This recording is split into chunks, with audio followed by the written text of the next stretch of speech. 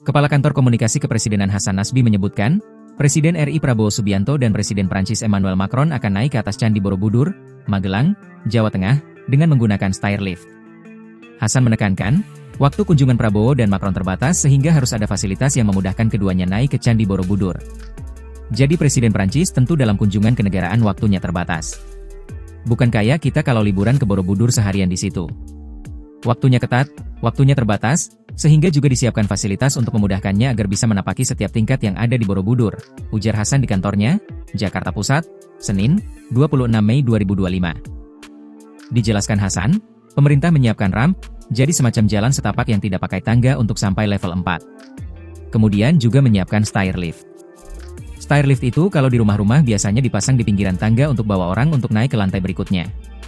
Jadi dari lantai 5 ke lantai 8 mungkin nanti pakai, atau sampai lantai 7 itu nanti pakai stairlift supaya waktunya lebih efisien. Hasan menjelaskan, penggunaan stairlift adalah demi membuat waktu lebih efisien.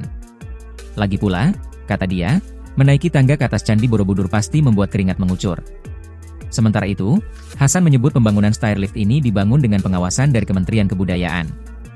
Dia mengatakan, tidak ada paku hingga bor dalam pemasangan stairlift. Diketahui sebuah video yang memperlihatkan dugaan pemasangan eskalator di struktur Candi Borobudur tengah viral di media sosial.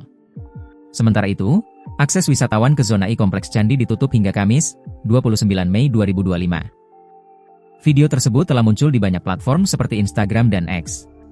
Dalam tayangan, terlihat diduga penampang eskalator sudah menancap di batuan candi.